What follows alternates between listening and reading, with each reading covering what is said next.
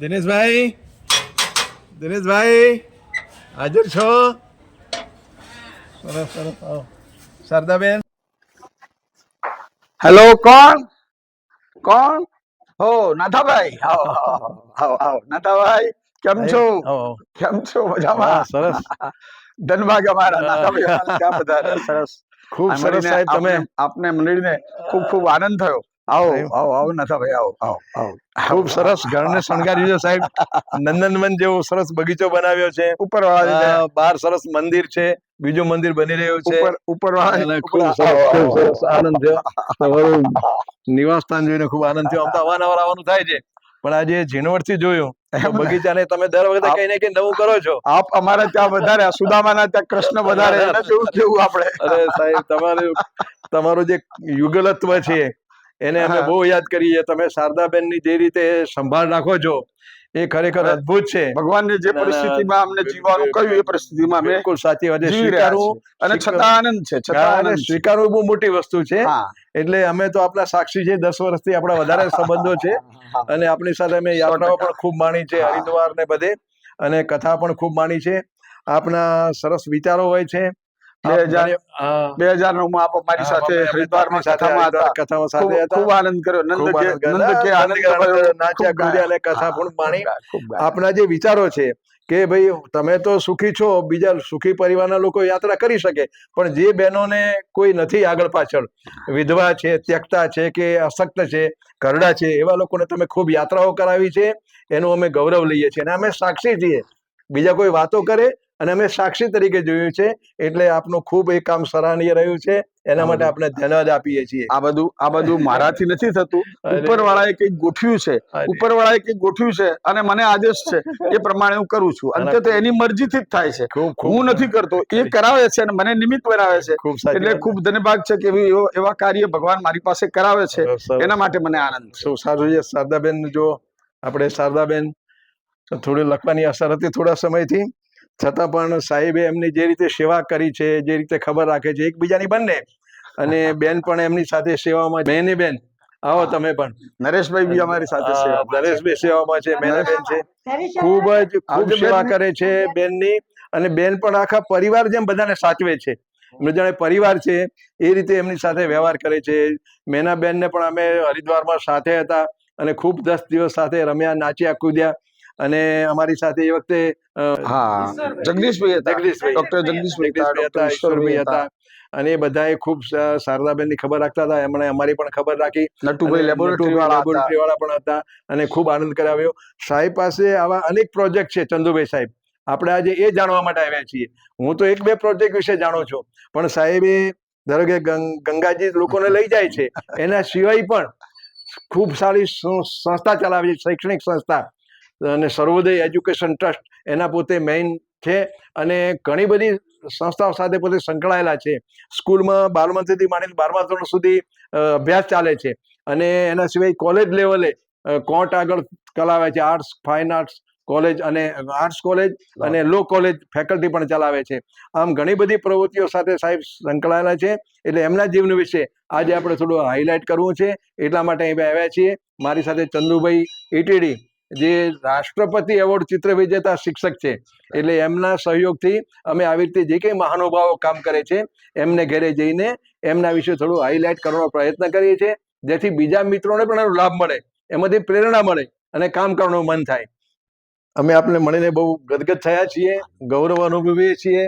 આપના જીવન વિશે અમે થોડું જાણવા માંગીએ છીએ, કારણ કે આપ એટલું બધું કામ, સમાજ ઉત્કર્ષનું કામ કરી રહ્યા છો, એનાથી અમે પ્રભાવિત થયા છીએ. તો આપનું બાળપણ, આપનું શિક્ષણ, એમાં આપણને આવા વિચારો કેવી રીતે આવ્યા, એવી થોડી ઝલક આપશો અમને? આમ તો જન્મમાં તો પહેલું બાળક જ્યારે હોય, હું મારા પિતાનો પ્રથમ બાળક હોય, પહેલું બાળક હંમેશા અમારે પાટીદારોમાં મામાના ત્યાં પહેલો જન્મ હોય છે. એટલે મારો પ્રથમ જન્મ નવાપુરા ગામના, પાટણ તાલુકાના નવાપુરા ગામમાં થયો. એ પછી મારું અસલ ફાધર, મારા પિતાશ્રી હતા, એ આચાર્યશ્રી હતા ગોઠવા હાઈસ્કૂલમાં. એ વખતના ઇંગ્લિશ હેન્ડ હતા અને ગોઠવા હાઈસ્કૂલમાં આચાર્ય તરીકે રહેતા હતા. એ પહેલા એમને કુકરવાડામાં રહેતા, સર્વિસ કરેલી શિક્ષક તરીકે. અને શિક્ષક તરીકે સર્વિસ કર્યા પછી આચાર્ય તરીકે ગોઠવાયા, પણ અમારું પ્રાથમિક જે એજ્યુકેશન કહીએ અમે કુકરવાડા લીધું, પછી માધ્યમિકનું ગોઠવા લીધું. ગોઠવા હાઈસ્કૂલમાં અભ્યાસ કર્યા પછી કોલેજ લેવલનું જે શિક્ષણ મેળવ્યું એ મેં MN કોલેજ વિસનગરથી મેં મેળવ્યું. અને પછી ત્યાંથી પ્રી સાયન્સનો કોર્સ હતો, અને પ્રી સાયન્સમાં ટકાવારી આવવાથી પછી બીજે મેડિકલ કોલેજમાં ચાલતા ડોક્ટર ઓફ નેચરોપેથી અને હાઇજીન એનો કોર્સ મેં ત્યાં બીજે મેડિકલ કોલેજમાં કર્યો. એ વખતે અમારી પાસે કોલેજનો સ્ટાફ નહોતો, એટલે સંસ્થા બીજે MCમાં ચાલતી ને સંપૂર્ણ મેડિકલનો કોર્સ જે MBBS ના વિદ્યાર્થીઓ બેસતા હતા એમની સાથે બેસીને અમે મેડિકલ કોર્સ કર્યો. એ પછી એ લોકોએ મુવમેન્ટ કરી કે ભાઈ આ તો નેચર ક્યોર વાળા MBBS ની ડિગ્રી નથી, છતાં MBBS કરતા બી એમને વિશેષ ભણાવવામાં આવે, કારણ કે એમનો પૂરો કોર્સ સાથે સાથે અમે કુદરતી રીતે માણસ કઈ રીતે જીવી શકે, કુદરત વાતાવરણમાં કેવી રીતે, અને માણસ prevention is better than cure એ સિસ્ટમ ઉપર અમારી નેચરોપેથી ચાલતી હતી કે મોદા પડ્યા પછી દવા લેવી એના કરતા મોદા જ ન પડીએ એવી. એટલે એ લોકોના મનમાં આ વસ્તુ એ વખતે વિદ્યાર્થીઓને ખટકી અને એ પછી આંદોલન થયું, અને એ પછી અમારો કોર્સ આજે ચાલતો નથી. એ વખતે અમારો કોર્સ બંધ કરવામાં આવ્યો. એ પછી મારા કાકા આપને બહુ સરસ કે આપે એવું શિક્ષણ મેળવ્યું છે કે જ્યાંથી તમને જે વિચાર લાગ્યો કે સંસ્કાર શું છે, સંસ્કાર ઘડતરનું કામ, એ તમે ડોક્ટર તરીકે ડીસામાં આવ્યા ત્યાર પછી તમારે તમે એ કામનો વિકાસ કર્યો. તમારે ધંધો તો તમે કર્યો ડોક્ટર તરીકે પ્રેક્ટિસ કરી, પણ ખેતીવાડીમાં પણ તમે ધ્યાન આપ્યું, અને પછી તમે જે સમાજ સેવાનું કામ શરૂ કર્યું, મને લાગે છે વિશ્વ હિન્દુ પરિષદ કે એની સાથે પણ આપ સંકળાયેલા છો, અને એ રીતે પણ આપણે કામ કર્યું. અને મુખ્ય વાત તો આપે જે બહેનોને હરિદ્વાર લઈ ગયા, તીર્થયાત્રાઓ કરાવી, જે અપાઈ છે, જેમને પોચીનથી વળતા જે ખરડા છે, જે આર્થિક મન છે, એવા લોકોને તમે ખૂબ સેવા કરી છે. અને એ સેવાના ફળ સ્વરૂપે તમે ઘણા બધા મિત્રોને હરિદ્વારની યાત્રા કરાવી છે. એમાંથી કોઈ એકાદ પ્રસંગ તમને યાદ આવશે કે જેથી કરીને લોકો ગદગદ થયા હોય, આપની કોઈ બેન હોય એવા કે જેની યાત્રા કર્યા પછી આપે ગદગદ થઈ હોય બેન, કે બેન સાહેબ તમે સારું કર્યું એમ? ડીસામાં દવાખાનું શરૂ કર્યું એ મારા અંકલ ઈશ્વર કાકા અહીંયા રહેતા હતા, જેમની સંપૂર્ણ સહકારથી મેં ડીસામાં દવાખાનું ચાલુ કર્યું. અને દવાખાનું ચાલુ કર્યા પછી મને એમ થયું કે એકલું ફક્ત દવાખાનામાં આપણે સેવા કરીએ એના કરતાં બીજી બી સમાજ સેવાઓ થોડી કરવી જોઈએ. એટલે માણસની જિંદગીમાં શૈક્ષણિક કાર્યો, આધ્યાત્મિક કાર્યો, સાંસ્કૃતિક કાર્યો, રાજકીય કાર્યો, આવા બી બધામાં ભગવાને મને થોડો લક્ષ્ય આપ્યો. એટલે ડીસા શહેરમાં મને એ વખતે ડીસા શહેર ભાજપના પ્રમુખ તરીકે શ્રેય આપ્યો. એ પછી પાર્ટીએ મને તાલુકાનો બી પ્રમુખ બનાવ્યો ડીસા શહેરનો. એ પછી મેં અહીંયા અમારા ખેમચંદભાઈ વલેરા અને મહેશભાઈ દવે એમના કોલોબરેશનથી અમે સર્વોદય એજ્યુકેશન ફાઉન્ડેશન ટ્રસ્ટ ઊભું કર્યું, અને એ ટ્રસ્ટ ઊભું કર્યું. એમાં મને ઉપાધ્યક્ષની જવાબદારી મારી પાસે હતી. એટલે એ ટ્રસ્ટ આજે તો એક નાનું બી વાવ્યું હતું, આજે એ ટ્રસ્ટ અંદર અમારી પ્રાથમિક શાળા, માધ્યમિક શાળા, ઉચ્ચતર માધ્યમિક શાળા, આર્ટ્સ કોલેજ, કોમર્સ કોલેજ, અને છેલ્લે હમણાં ઈશ્વરભાઈ અમારા હાલના પ્રમુખના ખૂબ પ્રયત્નોથી, ઈશ્વરભાઈના વધારે પ્રયત્નોથી અમે આજે લો કોલેજ પણ અમે લાવી શક્યા. ખૂબ સરસ. એટલે તમે શૈક્ષણિક કામ પણ ખૂબ સારું કર્યું. મેં આપને કહ્યું મેં યાત્રાઓ પણ બહેનોને કરાવી, ધાર્મિક ને સાંસ્કૃતિક કામ પણ ખૂબ કર્યું. પણ અમને તમે મહિના 2 મહિના પહેલા મારા નિવાસ સ્થાને આવ્યા હતા અને ગંગાજળની યાત્રા લઈને આપે આવ્યા હતા. મોટું ટ્રક લઈને સાહેબ, મોટું ટ્રક લઈને ગંગાજળ મંગાવ્યું હતું આપે, પછી બોટલ બનાવી નાની નાની, અને ગામના ઘણા બધા શહેરના, ડીસા શહેરના ઘણા બધા લોકોના ઘર સુધી આપે ગંગાજળ પહોંચાડ્યું છે. એટલે ખૂબ મોટું સંસ્કૃતિનું કામ આપે કર્યું છે. ગંગાજળ જે નથી, જેના ઘરમાં ગંગાજળ આપણે પવિત્ર માનીએ છીએ, કોઈનો દેહાંત થાય ત્યારે 2 ટીપા ગંગાજળ મોઢામાં મૂકીએ તો એનો દેહ કે મુક્તિ થાય છે એવું. અને એ આપણે ખૂબ મોટું કામ કર્યું સંસ્કાર ઘડતરનું, સમાજની સંસ્કૃતિની જાળવણીનું. એના માટે પણ આપણે આપણે અભિનંદન આપીએ છીએ. બીજું શિક્ષણ માટે આપ દર વર્ષે વિવેકાનંદ જયંતિ હોય કે એવા કોઈ મહાનુભાવોની જ્યારે જયંતિ હોય કે સારા દિવસો હોય ત્યારે પ્રસંગને આપ સ્કૂલમાં ઉજવાવો છો.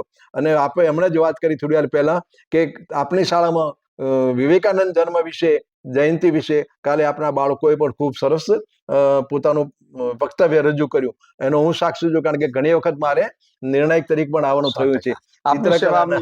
ચિત્રકલાનું કોઈ કામ હોય, આવી રીતે સંસ્કાર ઘડતરનું કામ હોય, વિવેકાનંદ જયંતિ હોય, કોઈ મહાનુભાવની જયંતિ, એ બધું આપ ખૂબ સરસ ધામધૂમથી મનાવો છો. એટલે બાળકોને શિક્ષણ ઉપરાંત સંસ્કાર ઘડતરનું, રાષ્ટ્ર સેવાનું કામ આપ શીખવાડી રહ્યા છો. એ બદલ પણ આપને આખી ટીમને અમે ખૂબ અભિનંદન આપીએ છીએ. અને છેલ્લા 10 વર્ષથી અમે સાક્ષી છીએ કે જે નાનું વૃક્ષ કહેવાય વટ અને અત્યારે મોટું વટવૃક્ષ બન્યું છે એવી સર્વોદય એજ્યુકેશન ટ્રસ્ટ આપણા બધાના સહકારથી ખૂબ સારી રીતે ચાલે છે. એના અમે ગૌરવ લઈએ છીએ. અમે આપણા કૌટુંબિક જીવનથી બહુ પરિચિત છીએ. આપણા શ્રીમતીને છેલ્લા કેટલાક વર્ષથી થોડી અશક્તિ રહે છે, શારીરિક બીમાર રહે છે, પણ આપે જે એમની સેવા કરી છે, જે એમની ખબર રાખી છે, જે એમની સાથે તમે તાદાત્મ્ય કર્યું છે એના માટે આપણે અભિનંદન આપીએ છીએ. કોઈ પુરુષ બીમાર પડે તો સ્ત્રી સેવા કરતી હોય છે, પણ સ્ત્રી બીમાર પડે ત્યારે પુરુષો સેવા કરવામાં ક્યાંક પાછા પડતા હોય છે, પણ આપે સેવા ખૂબ સુપેરે નિભાવી છે. એના માટે આપણે અભિનંદન આપીએ છીએ. આપે આવી પ્રેરણા કેવી રીતે મળી આપને? સેવાની મનુષ્ય તરીકે આપણે જન્મ થયો છે ત્યારે આપણા લાઈફ પાર્ટનરને કંઈ પણ મુશ્કેલી હોય તો જેવી એમની ફરજ છે એવી આપણી ફરજ છે એમ આપણે સમજીએ છીએ. અને એના કારણે અમે બંને સાથે, એ બી મારા આધ્યાત્મિક કામોમાં મોદા હોવા છતાં પણ આજે મારા આધ્યાત્મિક કામોમાં એ સફળ રહે છે. અને એમના નેજા નીચે ભગીની સમાજની અમે રજિસ્ટર્ડ સંસ્થા બનાવી છે. અને એ ભગીની સમાજની સંસ્થા બહેનો માટે, બહેનોથી અને બહેનો વડે ચાલતી આ સંસ્થા છે. અને એમાં બહેનોને કોઈ જગ્યાએ અન્યાય થતો હોય, શિક્ષિત બહેનોને અન્યાય થતો હોય, બહેનોને ઘરડા માજીઓને વિધવા પેન્શન લાવી આપવાનું હોય, અથવા ઉંમરલાયક માણસોને સરકારી મદદ લાવી આપવાની હોય, આવી યોજનાઓ જ્યારે એ દોડતા હતા ત્યારે થતી. હવે એમની જવાબદારી થોડી મેં લઈ લીધી છે કે ભગીની સમાજના ડાયરેક્ટર તરીકે મને જવાબદારી સોંપી છે. એટલે એ કામ અત્યારે અમે આ ભગીની સમાજ થ્રુ કરીએ છીએ. ખૂબ સરસ કામ કરો છો. અત્યારે સરકાર શ્રી ઘણી બધી યોજના મૂકે છે સાહેબ, પણ એ લોકો સુધી પહોંચતી નથી. એના માટે માધ્યમ તરીકે ખૂબ ભગીની સંસ્થાએ તમારું કામ કર્યું શારદાબેને, અને તમે પણ એ કામ નિભાવી રહ્યા છો જે ખૂબ જરૂરી છે. એના માટે પણ આપણને અભિનંદન આપીએ છીએ. આપણી સંસ્થામાં જ્યારે આપ નિયુક્ત થયા, આપણે જે સંસ્થા શરૂ કરી ત્યારે બીજા કોણ કોનો આપને સહકાર મળ્યો હતો? અમારી ભગીની સમાજ જ્યારે ચાલુ કર્યું ત્યારે સવિતાબેન દવે મહેશભાઈના ઘરેથી, પછી ચંદ્રિકાબેન કરીને છે શાહ, અમારે એ અમારી સાથે હતા. સર્વોદય એજ્યુકેશન ફાઉન્ડેશનમાં આચાર્ય તરીકે બેન કામ કરતા હતા શાહ, એ બી અમારી સાથે હતા. આવી ઘણી બધી બહેનો અમારી સાથે એ વખતે ભગીની સમાજનો ફાઉન્ડેશન વખતે અમારી સાથે હતી. આજે પણ એમની સેવા અમને મળે છે. હમણાં આપે જે સેવાનું કામ કર્યું છેલ્લા કેટલાક વર્ષથી, ઘણી બધી તમે હરિદ્વાર લઈ ગયા છો, એમાં કોઈ કથા વિશેનું આપ કંઈક વાત કરશો? સાહેબ, હવે કથા વિશે મારું પહેલા કેમ હું આધ્યાત્મ તરફ ખેંચાણું, મારું કુટુંબ, અમારું શરૂઆતનું ફાઉન્ડેશનમાં અમે 3 કુટુંબના 3 પાયા, બાબો, હું અને ફેમિલી. હવે શરૂઆતમાં બાબો પણ એક વખતે ખૂબ સિરિયસ થઈ ગયેલો અને ડોક્ટરોએ તો કહી દીધું કે આ લાસ્ટ ટાઈમ છે, આ બચી શકે એમ નથી. છતાં ભગવાને એક પૈસાનો પણ ખર્ચ કર્યા સિવાય ભગવાને એને પાછો આપ્યો. એટલે મને ભગવાન ઉપર ખૂબ શ્રદ્ધા જાગી. એ પછી ફેમિલીને પણ કમરનું ઓપરેશન કરાવવા જતા ટોટલ બોડી લોસ, પેરાપ્લેજિયા નહીં, હેમિપ્લેજિયા નહીં, હાથ ન ચાલે, પગ ન ચાલે, પેટ ન ચાલે, ફક્ત શ્વાસોશ્વાસ લેતા હતા. એ ટાઈમે એમને અમદાવાદ એડમિટ કર્યા. ત્યાં પણ અમે ડોક્ટરે છેલ્લું જજમેન્ટ આપ્યું કે આવા કેસો ભાગ્યે 0.5% બચતા હોય છે ડોક્ટર, બાકી આવા કેસો આ કરોડરજ્જુનો લખવો પડેલો છે બેનને ઓપરેશન કરવા જતા મણકાનું. એટલે આમાંથી એ બચી શકશે ની શક્યતા જો ઉપર પાસે ભગવાન તમને બચાવે તો તમને આ વસ્તુ થઈ શકે એવી છે. મને ભગવાન ઉપર શ્રદ્ધા રાખીને એમાં બી ભગવાને મને પાછા આપ્યા. પછી એક દિવસ મને પણ દવાખાને જતા, દવાખાને ક્લિનિક પર બેઠો તો મારા શરીરને કોઈ આજની તારીખમાં કોઈ રોગ છે નહીં, કોઈ બીપી ડાયાબિટીસ કંઈ નહીં, પણ એક દિવસ બેઠો તો ભગવાનને કરવા બેઠો તો એકદમ સડન ચક્કર આવે અને પડી ગયો, અને લગભગ 7 મિનિટ સુધી બેભાન રહ્યો. ન બોલ્યો, મારા કમ્પાઉન્ડરે મને હલાવ્યો, ન બોલ્યો. પછી બધા ભેગા થઈ ગયા અને પાણી છાંટ્યું અને સહેજ પછી ત્યારે મને ભાન આવ્યું. અને એ વખતે એટલા બધા મને ચક્કર આવ્યા કે હું એટલો બધો દોડ્યો, મારું ટેબલ પકડીને એટલો બધો દોડ્યો કે મારું જે ફૂટરેસ્ટ હોય ને એ બધું કચ્છર ગાણ વળી ગયું આખું. અને જો મેં ના પકડી રાખ્યું હોય તો દિવાલ સાથે મારું માથું અથડાયું હોત અને એક્સપાયર. એ વખતે ભગવાન મને એમાંથી બચાવી. એ પછી કશું એ થયું નથી. આવ્યા 3 પ્રસંગો થવાના કારણે મારું જીવ અધ્યાત્મ તરફ ખેંચાણું. પછી મને એમ થયું કે હવે ભગવાનનું કામ કરવું જોઈએ. એટલે સૌથી પહેલા 2003માં મેં ભાગવત કથા હરિદ્વારમાં કરી. 2009માં આપ સૌની નટુભાઈ આપ હતા, પછી ડોક્ટર જગદીશભાઈ ઠક્કર હતા, નટુભાઈ લેબોરેટરી વાળા હતા, આવા બધા મિત્રો, ઈશ્વરભાઈ હતા, એ બધાના મિત્રોની સાથે મેં 2009માં આપની સાથે આપણે ભાગવત સપ્તાહનો આનંદ ખૂબ મજા લીધી. એ પછી લગભગ મારી જિંદગીમાં મેં એકલા હાથે 11 કથાઓ કરી. એમાં બદ્રીનાથ, રામેશ્વરમ, દ્વારિકા, જગન્નાથપુરી, વૃંદાવન, તિરુપતિ બાલાજી, ઓહો. ડીસામાં 3, એમ કરીને ટોટલ ભગવાને મને શ્રેય 11 કથાઓ કરવા આવા શરીરે મને શ્રેય આપ્યું અને એ દરેક વિના વિઘ્ને મારી આ કથાઓ પાર પડી. અને કુટુંબને મેં લગભગ ધાર્મિક યાત્રાઓ લગભગ 29 થી 30 યાત્રાઓ ધાર્મિક કુટુંબ બી કુટુંબ કરાવડાવી. સાથે, કુટુંબ હા, સાથે. કુટુંબ સાથે એમનો યોગદાન 50% એમનું લેતો, 50% મારા ખર્ચે, પણ કુટુંબને આવું યોગદાન મેં ધાર્મિક યાત્રાનું આપણા કરાવડાવ્યું પિતાજી છે. પણ આપણે કહ્યું તો પ્રિન્સિપાલ હતા. એમનું એક લખેલું પુસ્તક મારી પાસે છે, મને આપ્યું હતું, કૃષ્ણ ગીતા વિશેનો એમના વિચારો. હા, ખૂબ સુંદર, 18 અધ્યાય વિશે એમણે 2 પેજમાં સરસ શોર્ટમાં લખી છે અને મને પુસ્તક આપ્યું હતું. સરસ. એ મારી પાસે છે. આપે પણ બીજું કંઈક પુસ્તક તૈયાર કર્યું છે. આપના પિતાશ્રી જીવનલાલ પ્રિન્સિપાલ હતા, શિક્ષક પણ હતા આદર્શ, અને આપનામાં સંસ્કાર ઘડતરનું કામ એમણે ખૂબ કર્યું છે. એમણે સરસ મજાના પુસ્તક બનાવ્યા છે. એમાં પહેલું પુસ્તક મારા હાથમાં આવ્યું છે, જીવન મુક્તિ, ચંદુભાઈ સાહેબ. ખૂબ સરસ એમાં ગીતા વિશેના વિચારો છે. મને પણ ભેટ મળેલું છે, મેં વાંચેલું છે. બીજું પુસ્તક છે ગીતા બોધ, એ પણ સરસ પુસ્તક દાદાએ બનાવેલું છે. અને ત્રીજું પુસ્તક છે જીવન જ્યોતિ. આ 3 પુસ્તક દાદા જીવનલાલ બનાવેલું છે, કારણ કે પોતે પ્રિન્સિપાલ હતા, MA BEd ડિગ્રી હતી એમની પાસે, એટલે સાહિત્યકાર પણ હતા પોતે, અને ખૂબ સારા આધ્યાત્મિક વિચારો અંદર મૂક્યા છે. સાથે સાથે દિનેશભાઈ સાહેબ પણ એટલા સંસ્કારી, એમના પણ વિચારો ખૂબ ઉચ્ચ છે, એમનું પણ ક્વોલિફિકેશન સારું છે. એમણે પણ સુખી અને સાત્વિક જીવનની ચાવીઓ એમ નામનું સરસ મજાનું આધ્યાત્મિક પુસ્તક બનાવ્યું છે, જે સરાહનીય છે. એને વાંચીને લોકો સંસ્કાર ઘડતરનું કામ કરવાનું જે કામ છે, સાહેબનો જે નિયમ, જે સ્લોગન છે, એ પાર પડશે. જેમ જેમ વધુ વધુ લોકો વાંચશે એમ સંસ્કાર ઘડતરનું કામ ઉમદા થશે, એવી અમને અપેક્ષા છે. આપણે સરસ મજાનું પુસ્તક બનાવ્યું છે, સુખી અને સાત્વિક જીવનની ચાવીઓ. તો એ મિત્રો વાંચે એના પહેલા તમે એમાં શું વિચારો મૂક્યા છે, એવું થોડું ટૂંકમાં માહિતી આપશો.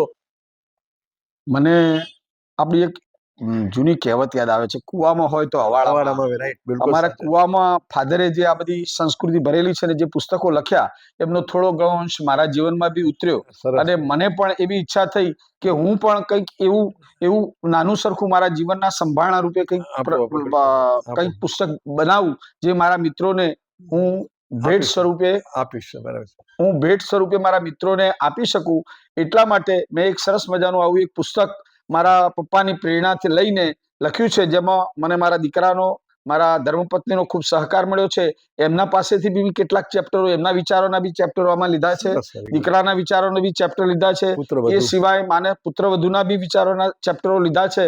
અને એ વિચારો લઈને આ વિચાર મારા મિત્રોને હું આપી શકું કંઈક, એ હિસાબથી આ પુસ્તક મેં તૈયાર કર્યું છે, જેનું વિમોચન મેં દ્વારિકા મુકામે મારી ભાગવત કથામાં એ સંતોના હાથે આનું વિમોચન મેં એ વખતે કર્યું હતું. અને બધા મિત્રોને, કથામાં આવેલા મિત્રોને, બધાને સૌને મેં આ ભેટ રૂપે પુસ્તક આપેલું. અને અત્યારે આ પણ પુસ્તક, મારી ઈચ્છા હજુ પણ એવી છે, મારા મિત્રો માટે સઘરી રાખેલું છે, આપ જેવા મિત્રોને બી મારું આ પુસ્તક ભેટ રૂપે મારે આપવાનું છે. ખૂબ આભાર નાથાભાઈ, આપ જી. જયારે મારા ઘરે આવ્યા છો જી, ત્યારે મારે આપણે કંઈક લાગણીથી કંઈક ભેટ આપવાની મનમાં ઈચ્છા થાય છે. જો કે આમાં જે મેં વિચારો લખ્યા છે એના કરતા તો લાખો ગણા વિચારો તમારી પાસે છે જ. ના, ના, ના. ઓલરેડી તમે બી ઘણા પુસ્તકો લખેલા છે અને તમારી જીવનમાંથી તમે પ્રેરણા લીધેલી છે. અને એ પ્રેરણાના સ્ત્રોત રૂપે અમે બી કંઈક અમારા મગજમાં જે સ્ફુર્યું, કંઈક જે અમારા મગજને અમે વિચાર્યું, એ આમાં અમે લખી અને આ અમારા વિચારો આપને પુસ્તક રૂપે અમે ભેટ આપીએ છીએ, ખૂબ જે આપ આભાર. સ્વીકારશો ખૂબ એવી આભાર, વિનંતી. ખૂબ આભાર સાહેબ. ખૂબ સારા વિચારો હું વાંચીશ અને મારા જીવનમાં ઉતારવાનો પ્રયત્ન કરીશ. આપે ઘણી બધી વાતો કરી, શિક્ષણમાં પણ આપણે ખૂબ સારું કામ કર્યું છે, તીર્થયાત્રાઓ પણ લોકોને કરાવી છે, અને હવે અમે આપણી પાસે સેવામાં આપે જે કામ કર્યું છે એના કેટલાક મુદ્દા અમે સાંભળવા માંગીશું. આમ તો સેવાના મુદ્દાઓ તો ઘણા છે, પણ આપણા શાસ્ત્રમાં એવું કહ્યું છે કે આપણે સેવા કરી અને પછી એની જાહેરાત કરીએ તો સેવાનું પુણ્ય જતું રહેતું હોય છે. સરસ, સરસ. એટલે વિશેષ સેવા માટે નથી કહેવું, પણ છતાં તમે માગણી જ કરી રહ્યા છો, તો મારા જીવનમાંથી મેં જે કંઈક મેળવ્યું છે સેવા કરીને, એ અંગે મારે 2 શબ્દો એ બાબતમાં જણાવીશ. મારી જિંદગીનો એક મોટો છે, જિંદગીમાં સેવા, સત્સંગ અને સુમરીન. કથા દ્વારા લોકોને સુમરીન કરાવડાવવું, સત્સંગ કરવો એટલે ભગવાનની પૂજા કરવી, અને સેવા કરવી એટલે સમાજનો જો છેવાડાનો, મોદી સાહેબ કહે છે ને, છેવાડાના માનવીને આગળ લાવવા. આપે પ્રજ્ઞાચક્ષુ, વિકલાંગ, અશક્ત અને ઘરડા, ત્યક્તા, વિધવા એવી બહેનોને અને ભાઈઓને તમે ખૂબ સરસ સેવા કરીને ઘણી ઘણી જગ્યાએ યાત્રા કરાવી છે, એમની સેવા કરી છે. એના વિશે આપ થોડું કંઈક કહેશો તો અમને ગમશે. આમ ગણીએ તો જિંદગીમાં મેં આપને કહ્યું ને કે બહુ વિકટ પરિસ્થિતિમાંથી ભગવાને મારા કુટુંબને બચાવ્યો છે. એટલે મને મનમાં એમ થયું કે મારે હવે કોઈના માટે બી કામ કરવું જોઈએ. જે પરમાત્મા જેનામાં વસેલો છે એવા સમાજનો નીચલો સ્તર અથવા જે લોકોને સેવાની જરૂરિયાત છે એવા દિવ્યાંગો, એવા વિકલાંગો અને એવા પ્રજ્ઞાચક્ષુ ભાઈઓને ભગવાને મને એવા વિચારો સોંપ્યા, જેના કારણે આવા માણસોને હરિદ્વાર ગંગા મૈયામાં ગંગા સ્નાન કરાવવા નું શ્રેય પ્રભુએ મને અપાવ્યું છે. લગભગ 100 થી 125 બહેનો દિશામાંથી જેને દીકરો ના હોય એવી વિધવા બહેનો ને દીકરો થઈને હરિદ્વાર એમને ગંગા સ્નાન કરાવ્યું છે. એમના પતિના મોક્ષ અર્થે એમને પાસે ગંગા મૈયાનું પૂજન પણ કરાવડાવ્યું છે અને વાસ્તે ગાસ્તે 4 દિવસ ત્યાં રાખી બધે ફેરવીને પાછો લાવ્યો છું. એ પછી બનાસકાંઠા જિલ્લામાંથી દિવ્યાંગો લગભગ 60-70 દિવ્યાંગોને ભેગા કરી અને એમને બી રિઝર્વેશન કરાવી રેલવેમાં લઈ જઈ ગંગાજી લઈને પાછો આવ્યો છું. અને મને એ પ્રસંગ ખૂબ યાદ આવે છે કે જ્યારે બનાસકાંઠાના દિવ્યાંગો અમે ત્યાં લઈ ગયા, ત્યાં એક ભાઈએ એમને નદી કિનારે પૂછ્યું કે ભાઈ તમે શું કામ અહીંયા ગંગાજી આવ્યા છો, તો તમે ક્યાં જોઈ શકો છો ગંગા મૈયાને, તો તમે ગંગા મૈયાના દર્શન કરવા આવ્યા છો. તો એ વખતે હું ત્યાં હાજર હતો અને એ દિવ્યાંગ ભાઈએ જવાબ આપ્યો કે ભાઈ અમે ગંગા મૈયાને જોતા નથી, પણ મારી મા તો જોશે કે મારો દીકરો મારે ત્યાં આવ્યો છે અને એ મા તો મને સ્વીકારશે ને, એટલે અમે દર્શન કરવા આવ્યા છે. આવા દિવ્યાંગોને જ્યારે મેં રેલવેમાંથી પાછા લાવતી વખતે નીચે ઉતાર્યા ત્યારે સાહેબ મને જિંદગીમાં એ પ્રસંગ ભૂલાતો નથી. બધા દીકરા દીકરીઓ બધા હતા, બધા ધ્રુસકે રડવા લાગ્યા. મેં પૂછ્યું બેટા કેમ તમે રડ્યા? તો કે અમારી જિંદગીમાં આ પ્રસંગ અમને અમારા ઘરવાળા બી નતો લઈ જતા અને તમે સાહેબ લઈ ગયા એટલે અમે દિવ્ય થઈ ગયા કે અમારા જિંદગીની આ ધન્ય ઘડી અમે આજે પૂરી થઈ છે, એટલે અમને રડવું આવે છે, માટે અમે રડી રહ્યા છીએ. ખૂબ સરસ, ખૂબ સરસ વાત. એ પછી મહેસાણા જિલ્લામાંથી બી દિવ્યાંગો અને વિધવા બહેનોને બીજી વખત લઈ ગયો. હવે મારો ત્રીજો પ્લાન પણ હવે છે સાબરકાંઠા જિલ્લામાં આવે. આપણા બનાસકાંઠા જિલ્લામાંથી પ્રજ્ઞાચક્ષુ, દિવ્યાંગો અને વિધવા બહેનો લઈ ગયો. હવે મારી ઈચ્છા હજુ પણ આદિવાસી ભાઈઓ જે ગંગાના દર્શન નહીં રેલવેમાં નથી બેઠા એવા આદિવાસી ભાઈઓને લઈ જવાના છે. સાબરકાંઠા જિલ્લામાં બી મારા એક મિત્ર છે, એ ત્યાં બી સંસ્થાઓ ચાલે છે, એમાંથી બી મારો ભવિષ્યમાં જો ભગવાન મને આયુષ્ય આપશે તો જિંદગીમાં આવા કામ હજુ સાબરકાંઠા જિલ્લાના અને પાટણ જિલ્લામાં બી મારી પ્લાનિંગ છે. આ બધાને ભેગા કરીને ભગવાન મને આવી સદબુદ્ધિ આપશે અને મારી સાથે રહેશે તો 100% આ કામ કરવાની મારી ઈચ્છા. મને દિનેશભાઈ સાહેબ, આપની ખૂબ ઉમદા ભાવના છે. દિવ્યાંગોની આપે જે સેવા કરી છે એના વિશે.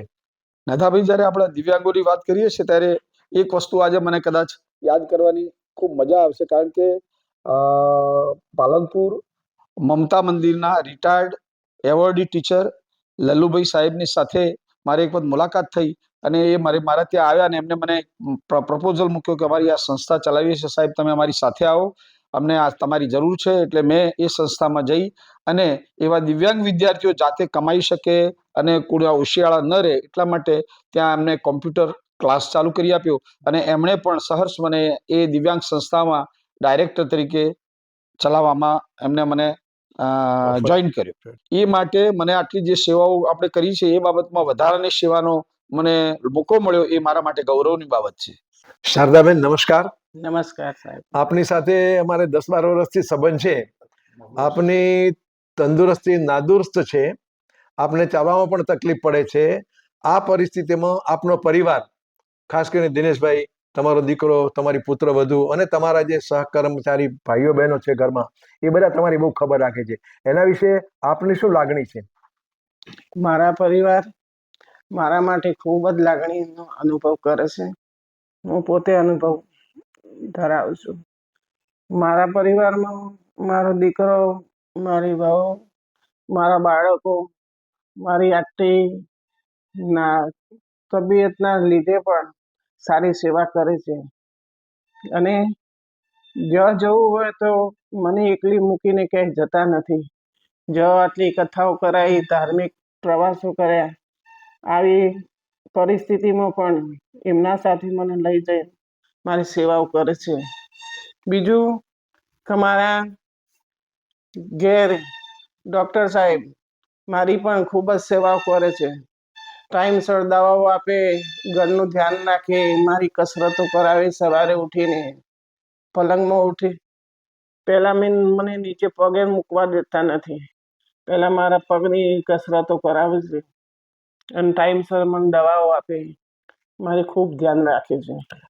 આપણે હરિદ્વાર ગયા ત્યારે અમીરામભાઈ આપણી સાથે હતા હા અને એ આપને પણ ખૂબ સરસ કસરત કરાવતા હતા. હા એમના વિશે આપ કંઈ બે શબ્દો કહેશો? હા અમીરામભાઈ મારી કસરત તો ખૂબ કરાવી, પણ મને એની હિંમત આપી, હા, વાહ વાહ, ખૂબ સરસ. ખૂબ હિંમત આપી. અને મને સાથે લઈ જઈને એમના જોડે મને કસરતો કરાવતા, ગરબા ગવડાવતા, મારું ખૂબ ધ્યાન રાખતા. અને અમીરામભાઈ અત્યારે પણ જ્યારે ભેગા થયા ત્યારે હિંમત, બેન કેવી હિંમત છે, તમારામાં કેટલી શક્તિ આવી, બધા પ્રશ્નો તો પૂછે જ છે. સરસ સરસ. એમને ખૂબ ખૂબ લાગણી. ખૂબ લાગણી હતી મારા ઉપર, ખૂબ લાગણી હતી એમના ઉપર. સાચી વાત છે. એટલે તમને દવા અને દુવા બંને હા, કામ કરી ગયું. બંને કામ કરી ગયા. સરસ. બંને એટલે કામ કરી. તમને આ રીતે તમારું જે દાંપત્ય જીવન છે હમ. એને માણીએ અને તમે જે એકબીજાને ભગવાન જોઈ રહ્યા છો હા એ વિચારો આજે આપણને બહુ ગમ્યા છે. દિનેશભાઈ, તમારામાં ભગવાન જોઈ રહ્યા છે, તમે દિનેશભાઈ સાહેબમાં ભગવાન જોઈ રહ્યા છો. તમારો આખો પરિવાર ખૂબ હા. સરસ તમારું ખબર રાખે છે. એ બદલ તમને બધાને ખૂબ અભિનંદન આપું છું. માનીને દિનેશભાઈ સાહેબ કંઈક કહેવા માંગે છે. પરિવારની આપ વાત કરી રહ્યા છો અને જ્યારે પરિવાર સાથે હું બેઠો છું ત્યારે મારા પરિવારમાં દીકરો, વહુ, અમે બંને જણા અને 2 બાળકો છે. અમે સાથે મળીને જ્યારે પણ અમારું કુટુંબ ભેગું થાય ત્યારે રાત્રે બધા સાથે મળીને જમીએ ત્યારે પરિવારના મુશ્કેલીઓ વિશે ચર્ચાઓ બી કરીએ છીએ અને આપણે કેવી રીતે આધ્યાત્મિક જીવન આપણું જીવવું જોઈએ. ભગવાને આપણને મનુષ્યનો અવતાર આપ્યો છે, તો આપણે આ જીવન દરમિયાન આપણી ફરજો શું છે એની પણ અમે ચર્ચા કરીએ છીએ.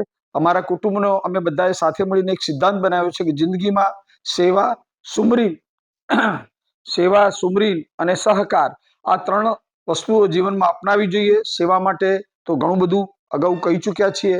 સુમરીન માટે બી અમે કથાઓ અંગે ઘણી બધી વાત કરી છે. આ બધું જે હું પ્રોગ્રામ કરું છું ને, મોર છે ને, મોર એ એકલો રળિયામણો નથી લાગતો, પીછાથી રળિયામણો લાગે છે. અમારું કુટુંબ છે એ મારા પીછા છે, જેના કારણે હું અત્યારે રળિયામણો છું. મારે બધી જ બાબતોમાં, કથા હોય, પ્રવાસો હોય, સામાજિક કામો હોય, સેવાના કામો હોય, ત્યાં બધો મારો દીકરો, દીકરાની વહુ અને મારા ધર્મપત્ની પૂરેપૂરા મનથી સહકાર આપે છે અને એમના સહકારના કારણે જ હું આ બધી પ્રવૃત્તિઓ કરી શક્યો છું. અને એના માટે આવો પરિવાર મને પ્રભુએ આપ્યો, એ બદલ હું ભગવાનનો ખૂબ ખૂબ આભાર માનું છું. આમ તો મહાત્મા ગાંધીએ કહ્યું છે કે મારું જીવન એ જ મારો સંદેશ છે. આપણું જીવન પણ એ રીતે ખૂબ સરસ ચાલ્યું છે. એક સંદેશ જેવું તમારું જીવન છે. તમારો કુટુંબિક પ્રેમ, ભાઈઓનો પ્રેમ, પરિવારનો પ્રેમ, છતાં તમે આ તમારા જીવન દ્વારા તમે અત્યારે સમાજને શું પ્રેરણા આપવા માંગો છો, શું સંદેશ આપવા માંગો છો? જો આમ તો આપે કહ્યું ને ગાંધીજીનું જીવન એ સંદેશ છે, જી જી એટલે મારે સમાજને સંદેશ આપવાનો ન હોય, પરંતુ છતાં પણ મેં જિંદગીમાં જે કંઈક અનુભવ્યું છે જી જી જી. એ વિશે કેટલાક મારા જિંદગીના સિદ્ધાંતો નક્કી કર્યા છે. એ વિશે મારે સમાજને કંઈક થોડું કહેવું છે. ભગવાને જ્યારે આપણને મનુષ્ય અવતાર આપ્યો છે ત્યારે આપણે ફક્ત પદ, પૈસો અને પ્રતિષ્ઠા માટે જિંદગીમાં, પદ, પ્રતિષ્ઠા અને પૈસા અને સમૃદ્ધિ માટે જિંદગીમાં દોડ્યા સિવાય કંઈક લોકોના માટે કરીએ, કંઈક સમાજ માટે બી કરવું જોઈએ.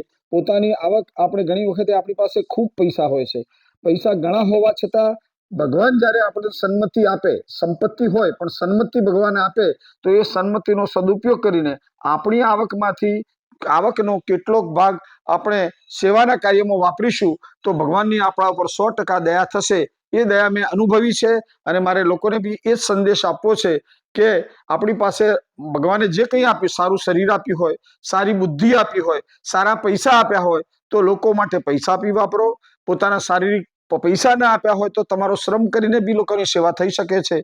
અને શ્રમ ને પૈસા બંને ના હોય તો સારા વિચારો આપીને, જેમ આજે ચંદુભાઈ સારા વિચારો આપે છે, જેમ નાથાભાઈ સારા વિચારો આપે છે, એમ લોકોએ પોતાના વિચારોથી પણ સમાજની સેવા કરી શકે છે. અને તનથી, મનથી અને ધનથી એ આ તનની સેવા કરીશું તો 100% પ્રભુ આપણા પર ખુશ થશે અને થશે. ખૂબ આભાર, ખૂબ આભાર સાહેબ. ખૂબ સરસ સંદેશો આપે આપ્યો છે. આપના જીવનને મેં ખૂબ માણ્યું છે અને આપને ખૂબ અભિનંદન આપીએ છીએ સાહેબ. આભાર, આપનો આભાર. આપે અમને પુસ્તક આપ્યું છે, ઘણા બધા સારા વિચારો આપ્યા છે. હું અને ચંદુભાઈ અમે બંને ચિત્ર શિક્ષક છીએ. ચંદુભાઈ એટીડી પોતે મોદી છે, પણ એટીડી એમનું ઉપનામ ડેઝિગ્નેશન છે, ડિગ્રી છે, પણ પોતે નામ સાથે લગાવ્યું છે. હા. રાષ્ટ્રપતિ એવોર્ડ વિજેતા ચિત્ર શિક્ષક છે. એમની પ્રેરણાથી અમે આપના ઘર સુધી આવ્યા છીએ. મેં પણ 2 પુસ્તક બનાવ્યા છે. એક સ્મરણિકા, જે મારા મિસિસની યાદમાં કેટલાક મેં ચિત્રો બનાવ્યા છે, એ ચિત્રોનો આમાં સંગ્રહ છે. અને બીજું, કોરોના કાળમાં જ્યારે લોકો ટપોટપ મરી રહ્યા હતા, ત્યારે મને એવી અનુભૂતિ થઈ કે લોકો રોગથી મરે છે એના કરતાં કોરોનાના હાવથી વધારે મળે છે. એમને હિંમત આપવા માટે મેં કેટલાક ચિત્રો બનાવ્યા છે. એના સર્જનનું જે છે સંપુટ, એ હું આપને ભેટ આપું છું, અને આપ એનો સદુપયોગ કરશો, એના માટે મારું સ્વીકારશો, એના માટે હું આપને વિનંતી કરું છું. આભાર આપનો. આપનું સરસ મજાના પુસ્તકો, અને એમાં બી કોરોના કાળ તો મને જિંદગીમાં આખી જિંદગી દરમિયાન યાદ રહી શકે એવો એ સમય હતો. અને એ વિકટ પરિસ્થિતિમાં કોરોના સમયની સંવેદના રૂપે પુસ્તક જે આપ મને આપી રહ્યા છો, એ હું મેળવીને હું મને ધનભાગ્ય અનુભવું છું.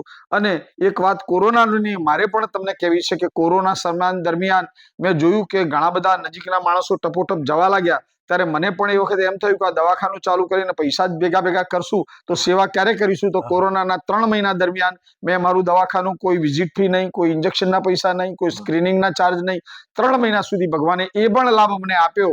અને એના કારણે મને એમ થયું કે ખરેખર મનુષ્ય તરીકે કોરોનામાં જે આપણે સેવા કરવી જોઈએ, એ ભગવાને સદબુદ્ધિ આપી, જેના કારણે એ સેવા પણ હું કરવાનો મોકો મને મળ્યો.